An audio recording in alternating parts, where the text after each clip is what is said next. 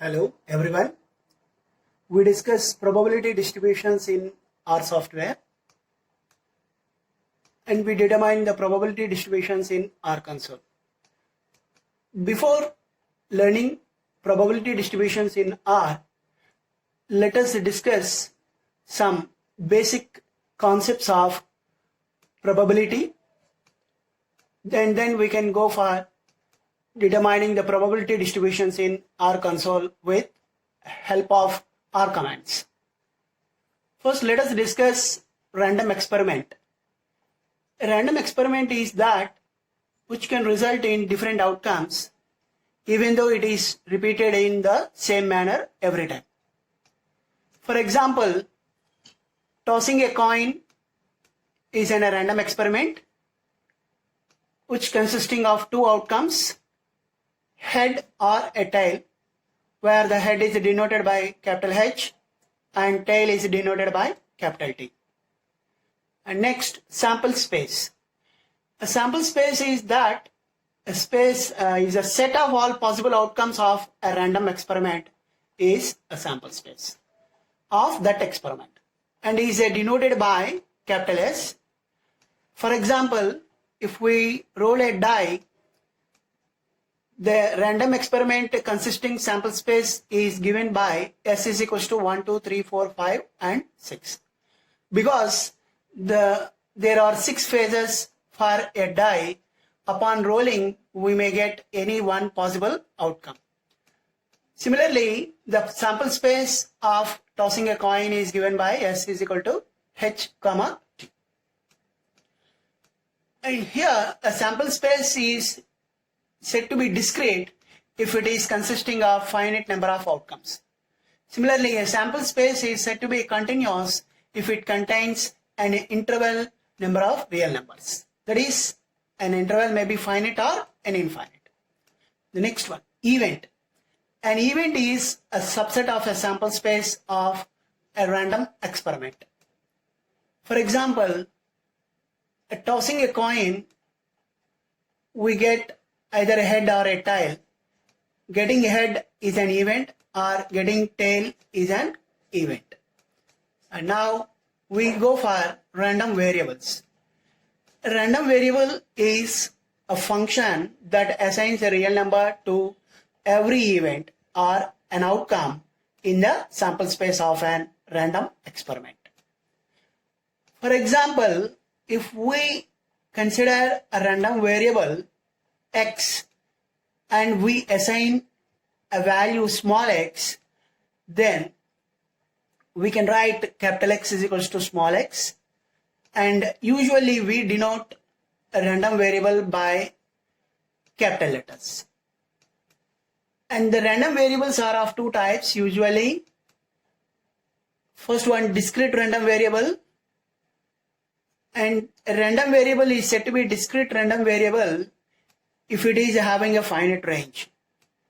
For example, if we consider the marks of a student in a class and where the range of the marks are from 0 to 100 and all the students obtaining the marks like 45, 50, 55, 70, 65, etc. so on, all these are values of the marks. And if we define a random variable x as the number of marks obtained by the student, then x may take the values 45, 50, 55, etc. so on. So here the x is said to be discrete in nature, so it is called a discrete random variable. And now we discuss the continuous random variable. The continuous random variable is a random variable with an interval of real numbers for its range. That is, for example, if we take the height of a man, the height of a man may be ranged from 165 centimeters to 185 centimeters in usual. That is, if we consider the random variable x as a height of a man, then x may take the values from the interval 165 to 185. And then x is said to be continuous. That means it may take all the values from 165 up to 185. And we can give a simple example for both the discrete and continuous random variables as if suppose we ride a bike from a house to our college, then the path on which we move is a continuous in nature, so it is called a continuous random variable, and the speed limit which we change from time to time is said to be a discrete random variable. And now we define certain probability functions. The first one is probability mass function of a discrete random variable. If suppose x is a discrete random variable and it takes the possible values x1, x2, etc., xn, then the probability mass function is a function which follows the following properties. First one, it should be always positive, that is f of xi is greater than or equal to 0, and the sum of all values of f of xi must be equals to 1, that is sigma f of xi for I is equal to 1 to n is equal to 1, and f of xi is equals to p of x is equals to xi. And now we define the cumulative distribution function for a discrete random variable. The cumulative distribution function of a discrete random variable x is denoted by capital F of x, and it is defined as f of x is equals to p of x less than or equals to x, which is nothing but sum of all f of xi. And now the cumulative distribution function of a discrete random variable may have certain properties. They are, the first one, f of x is equals to p of x less than or equals to x, which is equals to sum of all f of xi for I is equal to 1 to n. And always the distribution function takes the values from 0 to 1, that is 0 less than or equal to f of x less than or equals to 1. And for any values x less than or equal to y, we can have f of x is less than or equals to f of y. And now we define the mean and variance of a discrete random variable. The mean of a discrete random variable is denoted by mu or e of x. We can also call the mean as an expected value, and we define that mu is equals to e of x, which is equals to sigma xi into f of xi for I is equals to 1 to n. And now the variance of a discrete random variable x is defined as usually denoted by sigma square or v of x we can write. Thus v of x is equals to e of x minus mu whole square, that is an expected value of x minus mu whole square, and which is nothing but sigma x minus mu whole square into f of x, or which is also equals to sigma x square f of x minus mu square. And the standard deviation of a random variable x is given by sigma, which is nothing but square root of the variance. The expected value of the function h of x of a discrete random variable x with a probability mass function f of x is generally given by e of h of x, which is equals to sigma h of x into f of x. Now, the probability density function of a continuous random variable. Let us define density function of continuous random variable. Let us consider a continuous random variable x, and the probability density function of a continuous random variable x is a function such that it should be always positive, that is f of x greater than or equals to 0, and integral minus infinity to infinity, that is, please correct it, integral minus infinity to infinity f of x dx is equals to 1. And the third property, it satisfies that p of a less than or equal to x less than or equals to b, which is given by integral a to b f of x dx, which is nothing but area under f of x from a to b. Cumulative distribution function of a continuous random variable.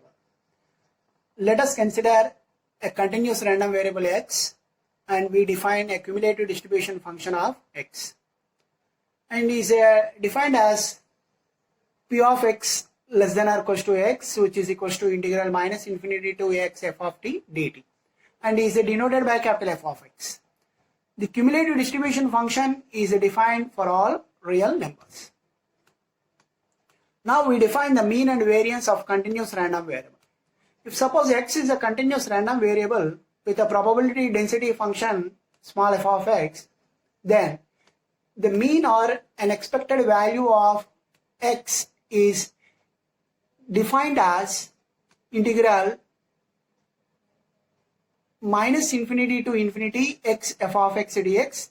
Please correct it. It is integral minus infinity to infinity x into f of x dx and is denoted by mu or e of x.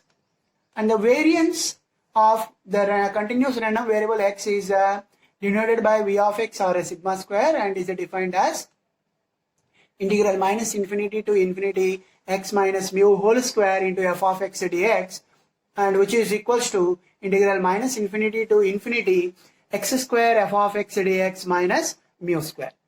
And now we define a discrete probability distribution. A probability distribution is that which helps to get a decisions regarding the data available, and the well-known discrete probability distributions are binomial probability distribution and the Poisson probability distribution. First we discuss about the binomial distribution. A binomial distribution represents the bi in that binomial distribution represents 2. And we consider this probability distribution with a random experiment in a data contains only 2 possible outcomes.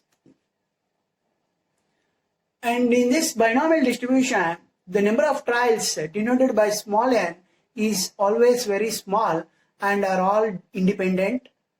And the probability of success, which is p, and the probability of failure is 1 minus p or q. Then the random variable in the binomial distribution may be defined as discrete in nature. And it is always discrete in nature. The random variable is discrete in nature in the case of binomial distribution. And now the probability mass function of the binomial distribution is that given by f of x is equals to ncx p to the power of x 1 minus p whole to the power of n minus x. And here if x is a random variable having a binomial distribution, and we take a parameter p which ranges from 0 to 1, which represents the probability of success, and for all the number of trials n is equals to 1, 2, 3, etc., then the probability mass function of x is nothing but ncx p power x into 1 minus p whole to the power of n minus x. And for x is equals to 0, 1, 2, 3, etc. up to n. And we use this binomial distribution in certain cases, like tossing a coin for 10 times if v represents the random variable as a number of heads obtained in that experiment, and if we take the random variable x as a number of defectives obtained in the production or the manufacturing unit. And we can also consider the binomial distribution in such experiments like taking that random variable as a number of air samples that contains the rare molecule, and if air has 10% chance of containing particular rare molecule. And if suppose a multiple choice test has conducted and containing with a test containing 10 questions of each with 4 choice, and one can guess at each question, then the random variable x can be taken as the number of questions answered correctly. And similarly, we can define more number of examples for binomial distribution, which obviously consisting of 2 possible outcomes. And now we discuss that by taking a simple problem as follows. Let us take a sample of each sample of water has a 10% chance of containing a particular organic pollutant, and we assume that the samples are independent with regard to the presence of pollutant. Now we find the probability that in the next 18 samples, exactly 2 samples contains the pollutant. And here the data given in this problem is consisting of the number of pollutants containing in the samples. That is, the experiment is consisting of exactly two possible outcomes, that the samples in that experiment may have a pollutant or may not have a pollutant. So the possible outcomes are two particularly. So we prefer a binomial distribution for the data provided, and we can determine the required probability. And here this is given 10% of chance of containing a particular organic pollutant. So we take the possibility of organic pollutant is P is equal to 10%. Then 1 minus P, which is Q, is equals to 0.9. And given the samples are N is equal to 18, and the number of pollutants exactly consisting in that 18 pollutants are 2. So here X represents the number of samples that contain pollutants in the next 18 samples analyzed. So we can determine the probability, required probability, P of X is equals to 2, which is given by NCX P power X into 1 minus P whole to the power of N minus X. And upon substituting the values of N, X, P and 1 minus P, we can determine the probability as 0.284. And similarly, we can also determine certain. Now we determine the probability of a binomial distribution. It is a cumulative probability distributions of a binomial random variable. Let us consider certain examples. Let us take the same data as in the previous problem, and we determine that at least 4 samples contains the pollutant. That is given by P of X greater than or equals to 4, and in case of greater than or equals to, we usually prefer the complement less than. So we can write P of X greater than or equals to 4 is equals to 1 minus P of X less than 4, and it is nothing but 1 minus P of X is equals to 0 plus X is equal to 1 plus X is equal to 2 plus X is equal to 3, and which gives the probability upon substituting the values of N, X, P and 1 minus P in the probability distribution of a binomial distribution, we can obtain the value of 0.098. And similarly, if the random variable X, which is a binomial variate, if it takes the values from 3 to 7, we can determine the respective probability as P of 3 less than or equal to X less than or equal to 7, given by P of X is equal to 3 plus X is equal to 4 plus X is equal to 5 plus etc. plus P of X is equals to 7, which is equals to the 0.265. Now, we define the mean and variance of the binomial distribution.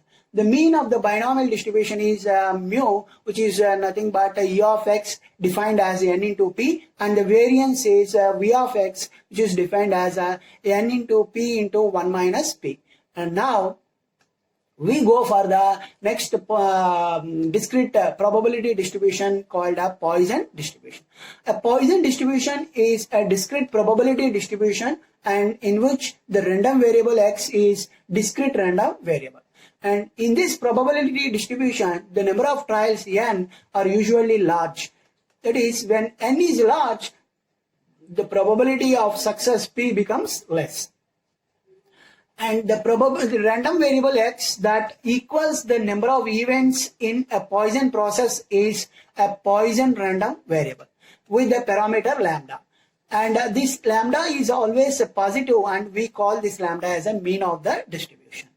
Now, the probability distribution function of the Poisson distribution is defined as f of x is equals to e to the power of minus lambda into lambda to the power of x divided by x factorial for x is equals to 0, 1, 2, 3, etc. And usually we consider the Poisson distribution in certain cases, and usually that is considered especially in the case of counting. For example, the number of particles defective in a total manufacture, and the number of phone calls received per day by any person, and the number of emergency calls received by an ambulance and the number of trucks arrived in godown, like that, all the cases which represents the count are usually follows the Poisson distribution. And now to understand that distribution, let us take a simple example problem and we discuss. Now the problem is that for the case of thin copper wire, suppose that the number of flaws follows a Poisson distribution with a mean of 2.3 flaws per millimeter, then we determine the probability of exactly 2 flaws in 1 millimeter of a wire. So here the case, the data, if we take a random variable x as which represents the number of flaws in 1 millimeter of a wire, and given that the mean of the Poisson distribution lambda as a 2.3 flaws per millimeter, and we are going to determine the probability of exactly 2 flaws, that is x is equals to 2. And now we determine that particular probability of the Poisson distribution upon substituting the values of lambda and x. We can determine P of x is equals to 2 is nothing but 0.265. And now for the same data, let us determine that probability of 10 flaws in 5 millimeters of a wire. That we can determine in the same process. If suppose x represents the number of flaws in 5 millimeters, actually the data is given for 1 millimeter, and now we are going to determine in 5 millimeters of a wire. So if x is a Poisson variate having the mean of 2.3 flaws per millimeter, now we can get the lambda value as 2.3 into 5, which is 11.5 flaws on average. Then the probability that 10 flaws in 5 millimeter of a wire is given by P of x is equals to 10, which is equals to 0.113. And now for the same data, we can also determine the cumulative probability distribution of the Poisson distribution. That is, we have taken an example of probability of at least 1 flaws in 2 millimeters of a wire. So here, if similarly, if x represents the Poisson variate, which is denoting the number of flaws in 2 millimeters of wire, then mean of the distribution is given as lambda is equal to 2.3 into 2, which is equals to 4.6 flaws. Then the probability that x has at least 1 flaws in 2 millimeters of a wire is given by P of x greater than or equals to 1, which is equals to 1 minus P of x less than 1, and which is equals to 1 minus P of x is equals to 0. And upon substituting the value of lambda and x, we can determine the probability as 0.9899. And the mean and the variance of the Poisson distribution are same, and they are given as lambda. And if x is a Poisson random variable with a parameter lambda, then the mean of the distribution is lambda, as well as the variance of the distribution is also lambda. That means both the mean and variance of the Poisson distribution are same. And if suppose the Poisson distribution and the mean and the variance are different for the same data, then Poisson distribution is not a good model for the distribution of such a random variable.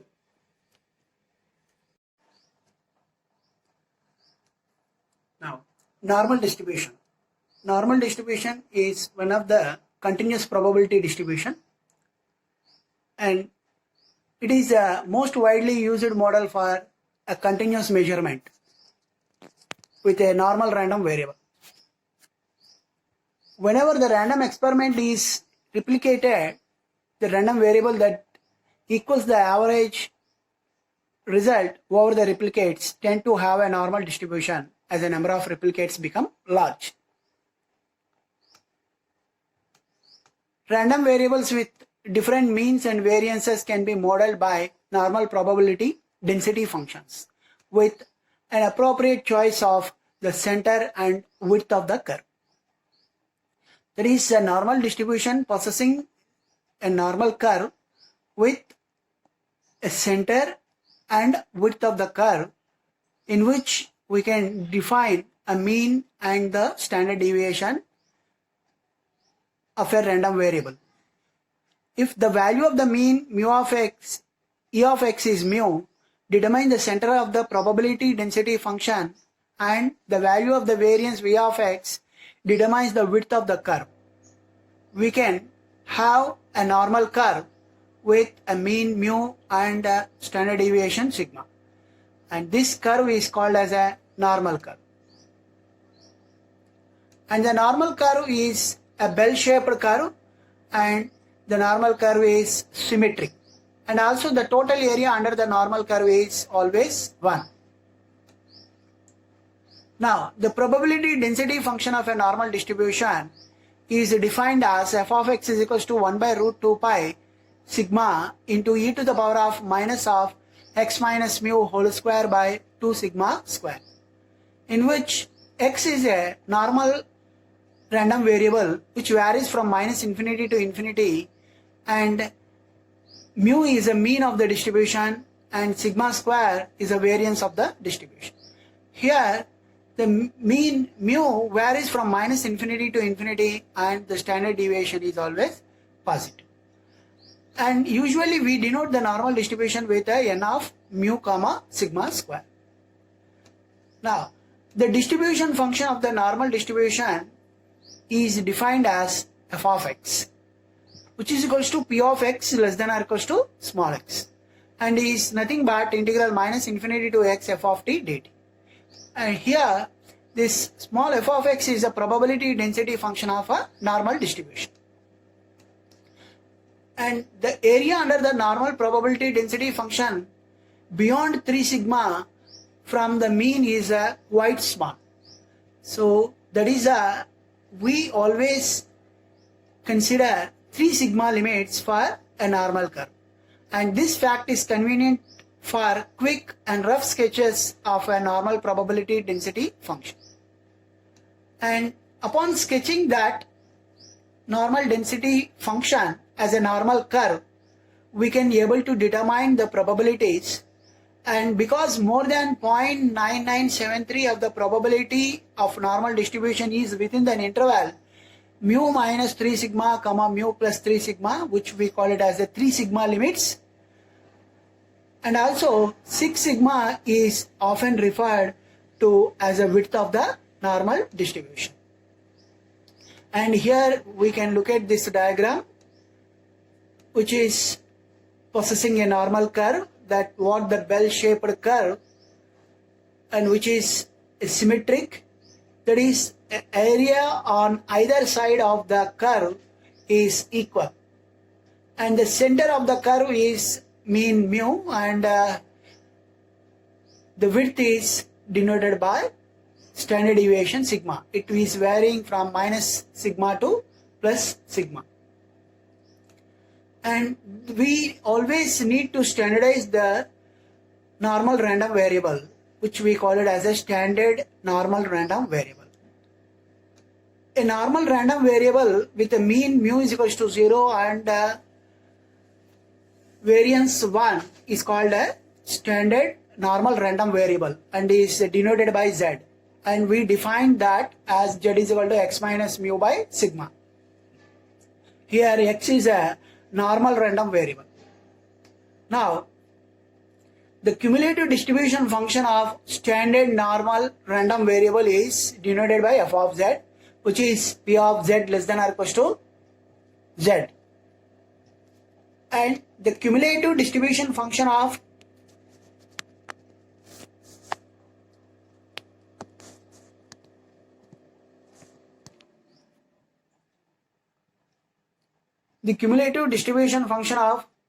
standard normal random variable having certain properties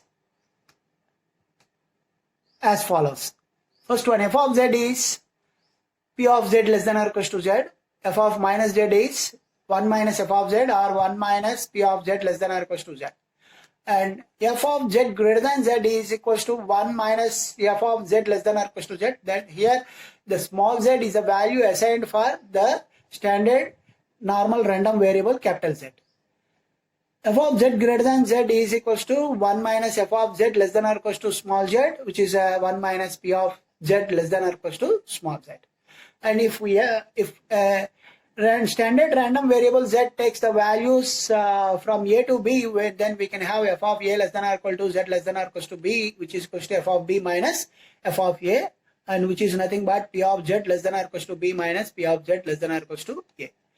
And if we need to determine the probability of a normal random variable x, which varies from values of a to b, that is f of a less than or equals to x less than or equals to b, then we have to standardize that normal random variable into standard normal random variable z.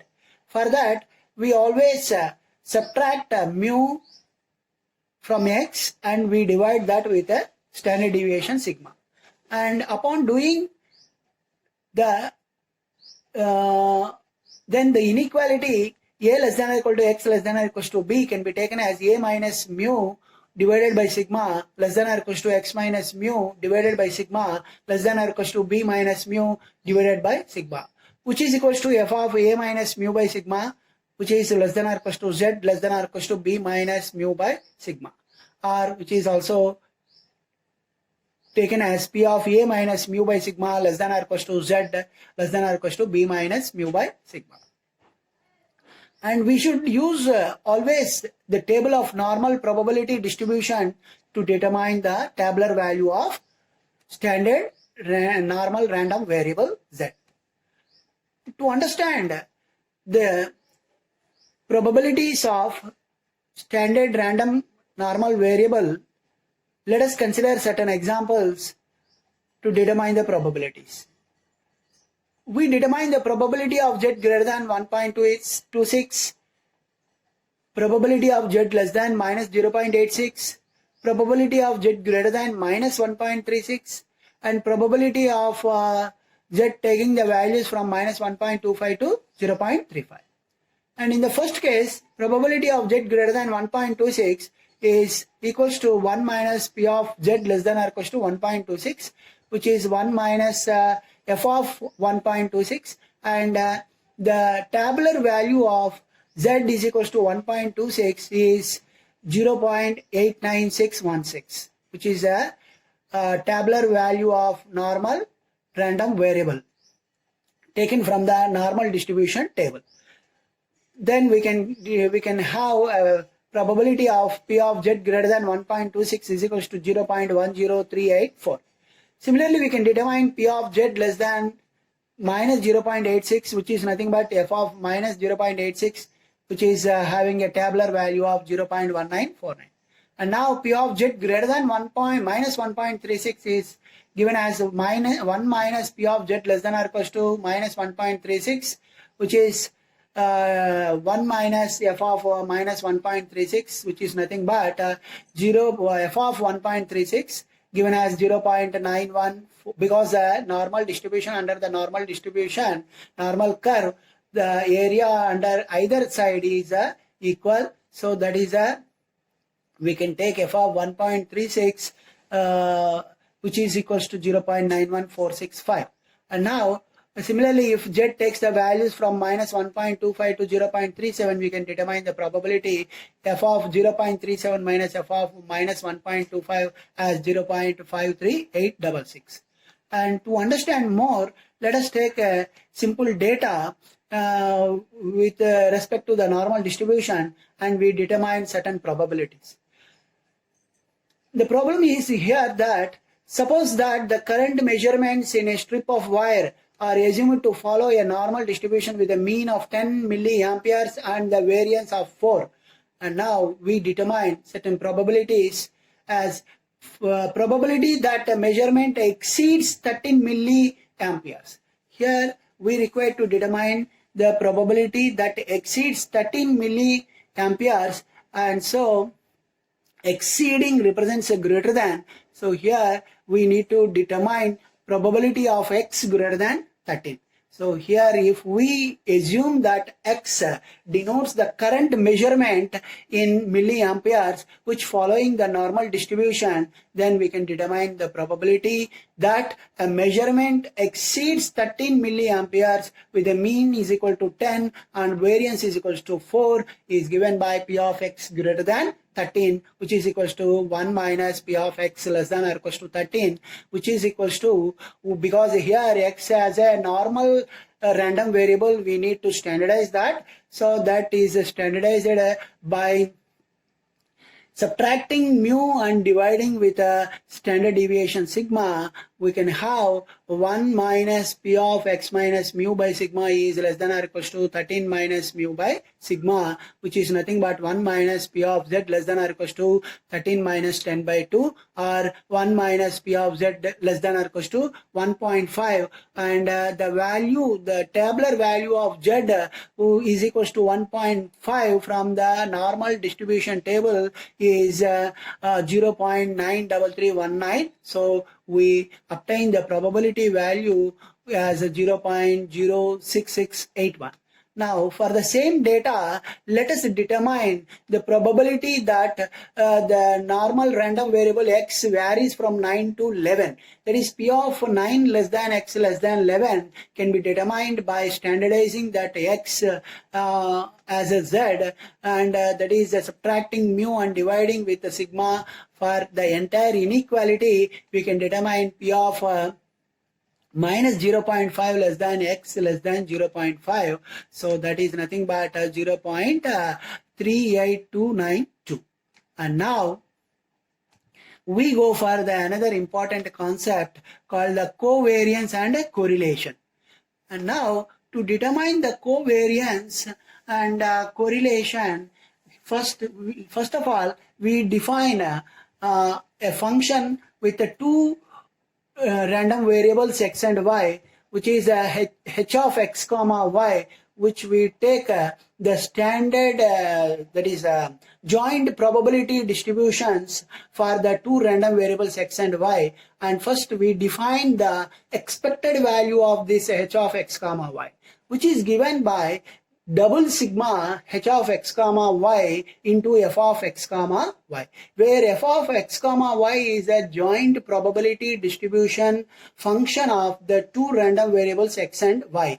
If the random variables X and Y are discrete in nature, we can have the expected value of h of X comma Y as this. And if suppose the two random variables X and Y are continuous in nature, then we can have the expected value of h of X comma Y as a double integral h of X comma Y into f of X comma Y dx dy. Similarly here, f of X comma Y is a joint probability density function of the two random variables X and Y. Now we go for the covariance. It is a covariance is that when two or more random variables are defined on a probability space, and it is useful to describe how the two random variables are varied together. That is, we measure the relationship between the two random variables, and the common measure of the relationship between the two random variables is called as a covariance. That is, to define the covariance, we need to describe the expected value of the function of two random variables, that is like h of X comma Y, and covariance is a measure of linear relationship between the two random variables, and if the relationship between the random variables is not linear or a non-linear, then the covariance might not be sensitive to the relationship. So we always prefer a linear relationship. That is, now we define the covariance between the two discrete random variables X and Y, which is denoted by COV of X comma Y, or we can also write it as a sigma underscript X comma Y, is defined as COV of X comma Y is equals to the expected value of X minus mu X into Y minus mu Y, which is equals to E of X comma Y minus mu X into mu Y, where E of X comma Y is an expected value of two random variables x and y, and mu x is a mean of a random variable x and mu y is a mean of a random variable y. And if suppose our random variables are continuous in nature, then the covariance of x and y is given by double integral, which takes from minus infinity to infinity, integral minus infinity to infinity, integral minus infinity to infinity, x minus mu x into y minus mu y into f of x comma y dx dy, which is nothing but integral minus infinity to infinity, integral minus infinity to infinity, xy into f of x comma y dx dy minus mu x mu y, which is we also rewrite that as expected values e of xy minus mu x into mu y, and which is nothing but e of xy minus mu x e of x into e of y. Finally, we can understand the covariance of two random variables as a covariance of xy is equals to expected value of xy minus expected value of x into expected value of y. And now we go for the correlation. Correlation is another measure of relationship between the two random variables, and that is often easier to interpret than the covariance is correlation. Now, the correlation is an association between the two random variables. Either the random variables may be dependent or independent. The correlation between the random variables x and y is usually denoted by a small r, and it is defined as small r is equals to covariance of the random variables xy divided by sigma x into sigma y, where the sigma x is the standard deviation of the random variable x and sigma y is the standard deviation of y. And here this sigma x is always positive and sigma y is also always positive. If the covariance between x and y is positive, then correlation between x and y is also positive. That is, if covariance between x and y is a negative, then the correlation between x and y is a negative. If suppose the covariance of x and y is 0, then correlation is also 0. And but the correlation between the two random variables always varies from minus 1 to plus 1. That is minus 1 less than or equal to or less than or equal to plus 1. And now, if we consider two random variables with a non-zero correlation, then they are said to be correlated. Always the correlation between the two random variables must not be 0. Then we can say the two random variables are correlated with each other. And now the correlation is a measure of linear relationship between the random variables. It is similar to that covariance. We always prefer the linear relationship between the two random variables.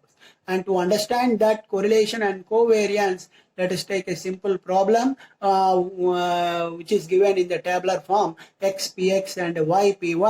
That is the corresponding values of probability of x and y with respect to the values given to x and y respectively. And we can determine the correlation between x and y as we know that correlation is R is equals to covariance of xy by sigma x into sigma y, which is nothing but expected value of xy minus expected value of x into expected value of y by sigma x into sigma y.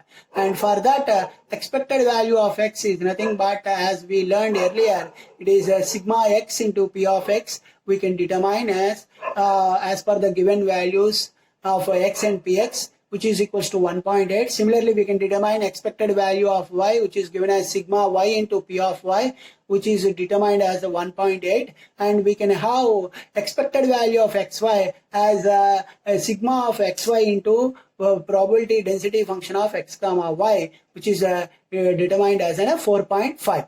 And now, the variance, if we define the variance which is equals to sigma x into x minus mu whole square, which is determined as 1.36, and the variance of y is also determined as 1.36, then we can determine the standard deviation of x sigma x as a square root of variance, and it is standard deviation of y is also the square root of variance of y. Therefore, we can determine r is equals to 0.926 upon substituting all the values in that formula.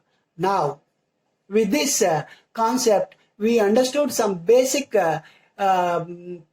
definitions, their respective properties in the probability distributions. Especially, we learned two discrete probability distributions, namely binomial distribution and the Poisson distribution, and one continuous probability distribution, that is a normal probability distribution. That is, now we can go for determining all these probability distributions in R console with the help of R functions. That is, now we are going to learn R functions for the probability distributions. Now, every distribution that R has 4 functions, especially we need to remember this always. For every distribution, R has 4 functions, and these are the, there is a root name for every distribution, and the root name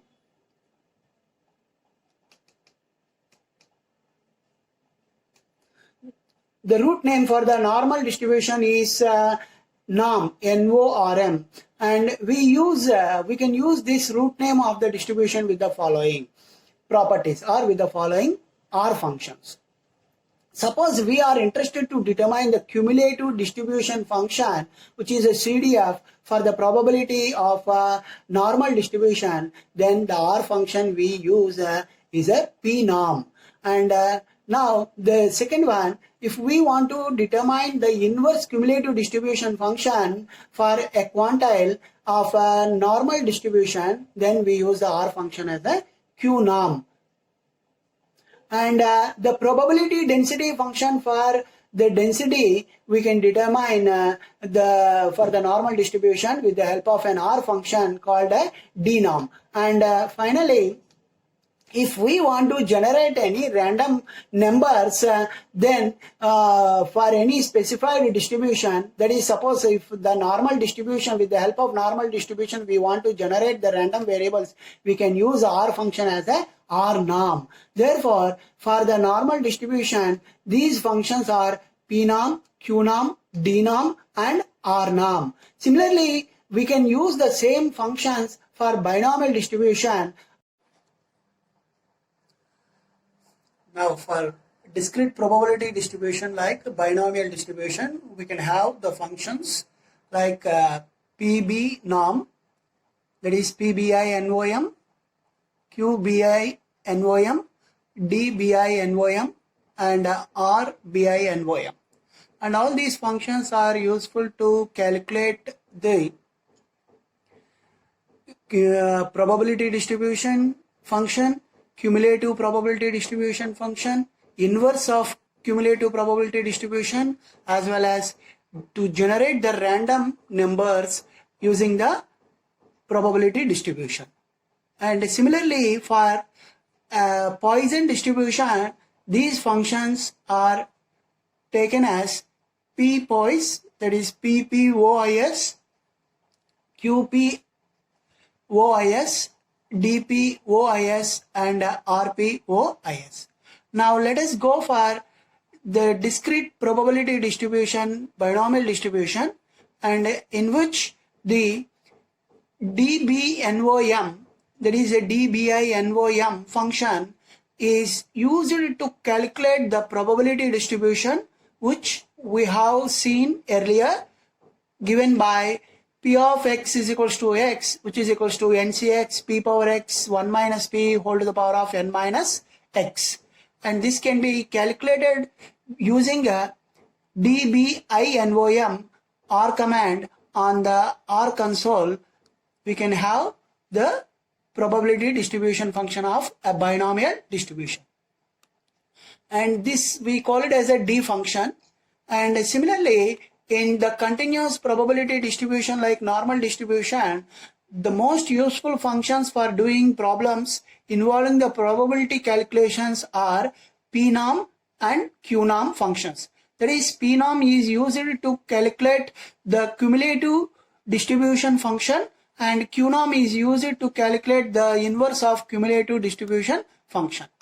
And because the probability density function calculated by the D function can only be used to calculate probabilities, namely integrals, and R does not do the integrals, because in the normal probability distribution, the probability distribution defined with respect to the probability density function, that is the integral minus infinity to x f of t dt, and here that integration, the part is not done by R itself directly, and we can use D function here in order to calculate the cumulative, in order to calculate the probability distribution function in continuous probability distributions.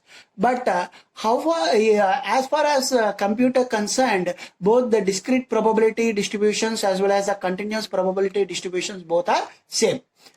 And now let us go for the normal distribution, and we learn the R functions in the R console, how to calculate the normal distribution of finding the cumulative distribution function, inverse of a cumulative distribution function, and similarly generating random variables with the help of the normal distribution. All these things we are going to learn in R console with the help of R functions. Let us go for the normal distribution.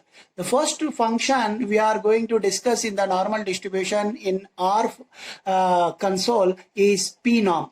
That is, the function pnorm is an R function that calculates the cumulative distribution function. And here this usually defined as an f of x, which is equals to p of x less than or equals to x, and where x is a normal random variable. And the syntax given for the pnorm is that pnorm of a value of an x and comma mean value comma standard deviation value. This is a syntax for this R function pnorm we use in R console. Now let us take a simple example problem to understand that function pnorm in the R console.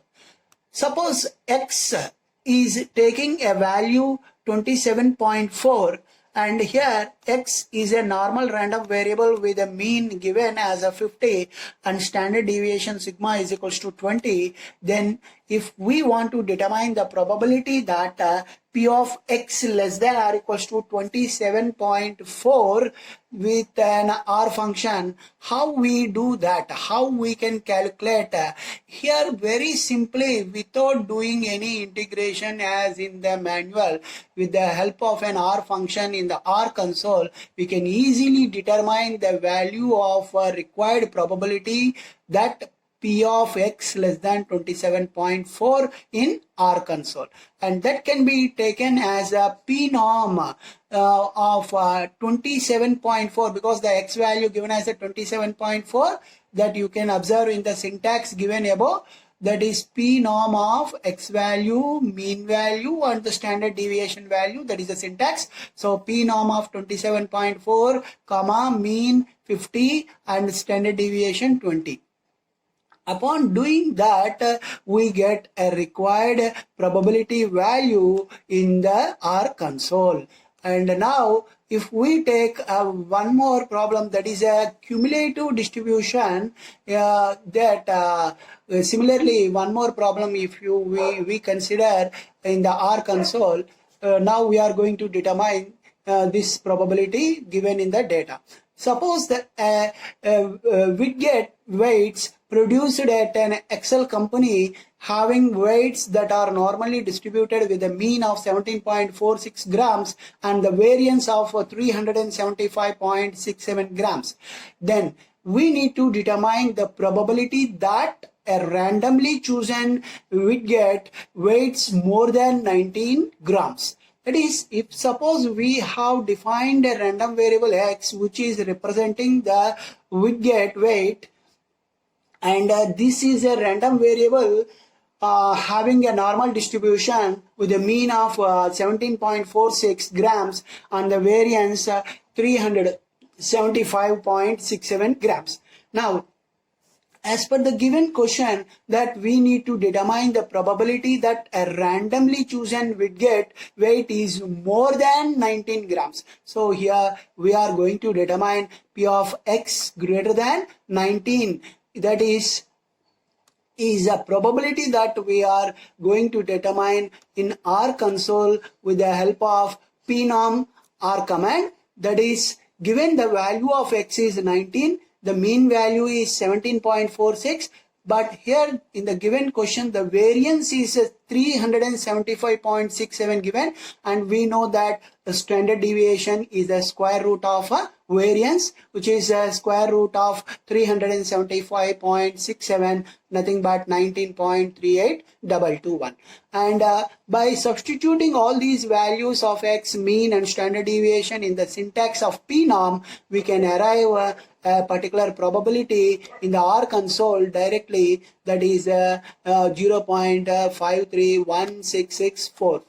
And here we can even determine the inverse of cumulative distribution function in the R console for the normal distribution. That is, if F represents the cumulative distribution function, then we can say F inverse is an inverse of cumulative distribution function of a normal distribution. That is, if usually we are determining the probability for the given value of the random variable X, but in this case of inverse cumulative distribution function, we are going to determine the value of random variable X whenever the probability has provided to us, and the probability value given to us always is between 0 and 1. And in order to determine the inverse of cumulative distribution function of a normal distribution, we use qnorm, that is QNORM, qnorm R command in the R console. And this qnorm looks up the pth quantile of the normal distribution, and that we can understand the syntax of the qnorm given in the R as a qnorm of probability value. Whatever the probability given in the data, you take as a probability value, and the mean value given in the distribution data, and the standard deviation value. So this is the syntax of qnorm which we use in the R console. And now to understand that, let us take a simple problem.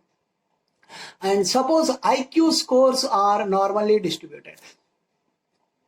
That is, some IQ test has been conducted, and the scores obtained by the candidates are taken as a normally distributed with a mean of 100, and the standard deviation is 15. Now we require what is the 95th percentile of the distribution of IQ scores. That is, what is the 95th percentile? That is, we are going to determine that the 95th percentile with the help of an qnorm in the R command. So we need to determine that is a 95th percentile marks we are going to determine here. And if suppose we consider a random variable X as a marks or scores obtained in IQ, which are normally distributed with a mean of 100 and the standard deviation 15, and given that the probability is going to determine that we require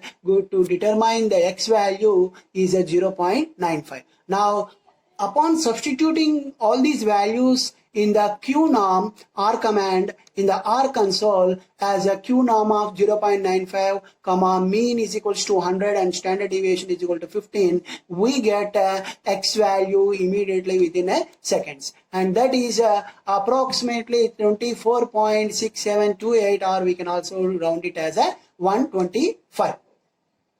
And now we can go for the function called a denorm. Denorm is one of the R command we use in the R console to determine the probability density function f of X of the normal distribution. So here the denorm, the syntax of a denorm in R is given as a denorm of value of an X, comma, mean value, comma, and the standard deviation value. And now to understand that denorm, let us take the problem here. Now we have seen the pnorm is a function or function used to determine the cumulative distribution function, and here suppose x is equals to 19 is an random variable with a mean of 17.46 and standard deviation 19.38221, and we get the probability density function f of x of the normal distribution with a r function denorm at a r console, and we use this in r console as a denorm of 19 comma the mean value is 17.46 and the standard deviation is 19.38221. So we get a value whatever that is a density functional value of the normal distribution. That is, we can write f of x is equals to 0.02520518, and here because r does not do the integrals, thus there's not much need of an r function denorm for calculation of probability density function f of x, where we need to do integration of the probability distribution function. Okay, and now here r function we have r norm, that is one of an r command used for the normal distribution to generate the random numbers, that is we stimulate random variates having a specified normal distribution. Now to generate the random numbers which identically independent normal random numbers, we can use command r command called an r norm, and the syntax of an r norm is given as r norm of the number of numbers to generate, comma mean value, comma standard deviation value. And to understand this r command, let us take a simple problem. And suppose we want to generate 1000 identically independent normal random numbers with a mean of 100 and the standard deviation 15. And suppose after generating these numbers and we are interested to plot an histogram for these numbers, we can also do that by upon generating the random numbers. Random numbers means randomly it varies from time to time if we generate time to time. That is here suppose we solution part, if you look at the solution part of this problem, first of all we generate the 1000 random numbers and then we can go for plotting in a histogram for the numbers which we are generated in R console. And for this we can do in that R console, that is suppose I have taken variable x which is assigned R norm of 1000 because I am interested to generate 1000 numbers, R norm of 1000, that value, the number of numbers which we are going to generate, comma mean is given as 100 and standard deviation is given as 15. And then we can also once if we perform this in the R console, we can automatically generate that numbers. And now after generating those numbers, we can plot an histogram with the same numbers what we have generated. So now the hist is an R command. We all know that hist of x comma probability is true. That is we are going to get an histogram in the R console with 1000 randomly generated normal random numbers with a mean of 100 and the standard deviation 15. So all these things we can do in that R console very easily with the help of a certain R functions. And now we go for the discrete probability distribution functions like binomial distribution. First of all, the R function dbinom is a function used to calculate the probability distribution function.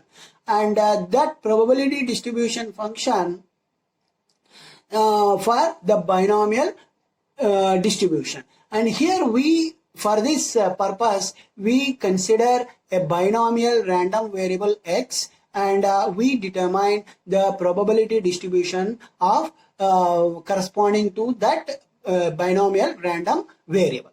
And now for a given n value and the random variable x value and the probability of success p value, we can able to determine the probability distribution function in R commands. And here the R command dbinom is an R command we use in the R console to determine the probability distribution of binomial probability distribution. And the syntax of that is given as a dbinom, random variable value, whatever that x value provided, comma, that size of an n, and comma the probability, the corresponding probability p value, whatever given to us. And to understand this syntax, and we just consider a problem and we can determine the solution in the R console.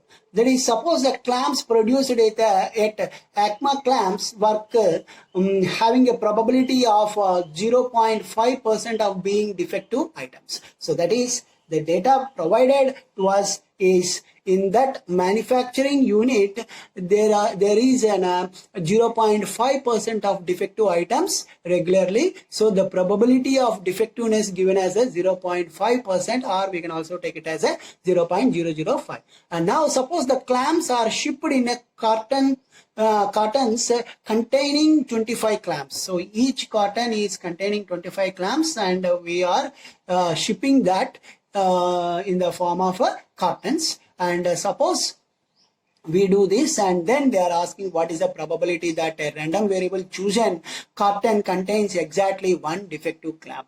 So randomly, if you have chosen any carton, that should contain exactly one defective clamp. So what is the probability of doing such thing? So here let us take a random variable x which is representing the number of defective clamps in a carton, in a given carton. Right. So given that 0.5% of defectiveness is always exists in that unit, manufacturing unit, we take that probability of defectiveness p is equals to 0.005. And cartons contains 25 clamps. Every carton contains 25 clamps. That is a n value given as the size is given as a 25. And now we require to determine the probability that these random variable chosen in the chosen carton contains exactly one defective, that is a p of x is equals to 1. Then we can determine this probability in the R console using an R command called dbinom. And this is taken as a dbinom of 1, 25, 0.005. That is the value of x, the mean of that, as well as the probability, value of x, the value of size 25, and the probability given to us. And this gives 0.1108317. It is a probability that exactly we can understand. This is a required probability that exactly there will be only one defective in the chosen carton, randomly chosen carton. Now we can go for another R command called pbinom, which is used in R console, and it is used to calculate the cumulative distribution function of a binomial distribution. And this command, R command, is having a syntax of syntax is like this: pbinom of value of the random variable, size, probability value.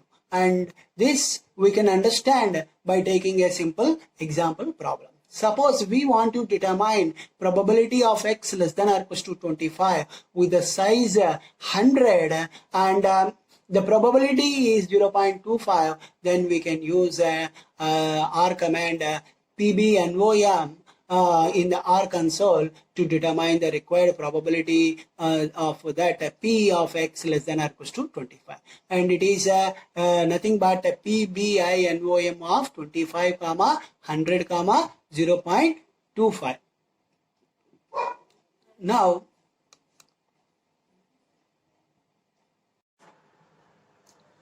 let us discuss one more problem. based on this PBNOM R command. It is find the probability of getting 26 or less heads from a 51 tosses of a coin. So in order to determine this probability, the given size n is a 51, that is 51 times we are tossing a coin, and we need to get the 26 heads out of that are less than 26. So the probability we need to determine P of x less than or equal to 26, where x is a random variable which represents the number of heads obtained. So in R console we use the R command PBINOM, and 26 is the value of x and 51 is the size and 0.5, because the probability of getting head is always 0.5. So upon doing this we can get a probability value 0.610116. And similarly we have one more problem here that you can observe that, and this is a case we have taken utmost one also is taken as a if a random variable x takes the utmost one value, that is P of x less than or equal to 1, and we can use a PBNOM command in R console and we can get the solution. And now we are going to determine the inverse of a cumulative distribution function of a binomial distribution in R console by using a R command called QBINOM, and it is a R command that we can use it to determine the value of x whenever the probability is provided to us. That is, if pth quantile is given, and we can able to determine the corresponding value of x. And our function QBINOM returns the smallest of the value, and the function defined by QBINOM is a right inverse of the function defined by PBINOM. And here that we can write it as Q is a double equals to PBINOM of QBINOM of Q comma N comma P, where Q varies from 0 to 1 and P varies from 0 to 1.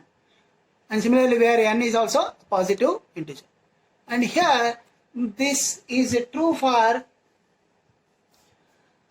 in case of a binomial distribution, but analogous formula with P norm and Q norm, that is with respect to the normal distribution, that one is not a reverse of the other in case of the normal distribution, that we have to remember. And now the QBINOM, that is determining the inverse of a cumulative distribution function, R command, the syntax is QBINOM of P comma size comma probability, where P is a vector of the probabilities and size is a number of trials and prob is a probability of success of each trial. And now let us take a simple example that how many heads will have a probability of 0.25 will come out when the coin is tossed 51 times. Suppose here the probability we are going to determine that when the coin is tossed 51 times, then what is the probability of getting a head of 0.5 times will when the head appears. That is, always we know the probability of getting head is 0.5, which is equals to 1 by 2, and given probability of success of getting each head is 0.25 in the data. And when a coin is tossed for 51 times, the size is 51, then we can determine the corresponding number of heads we can obtain with the help of this given success of probability of getting head is with the help of a R command called QBINOM of 0.25, 51 comma 1 by 2. We can get approximately 23 heads as an answer in this problem. And similarly, we have taken one more example that 28th and 10th and so forth quantiles of a binomial distribution with the 10 trials, and the probability is of a 1 by 3 that you can understand with we can determine that with the help of a QBI NOM R command. And now we go for the RBI NOM. It is another R command we use in the R console to generate the random variables. That is, the syntax is given for that is RBI NOM of n comma size comma prop, and we can determine that we have taken a simple example problem to generate the 10 random variables from a sample of 150 with a probability of 0.5. And here if we conduct an R command RBI NOM 10 comma 150 comma 0.54, we can able to get 10 different random numbers like 58, 62, 63, etc. so on, and these are all varies from time to time.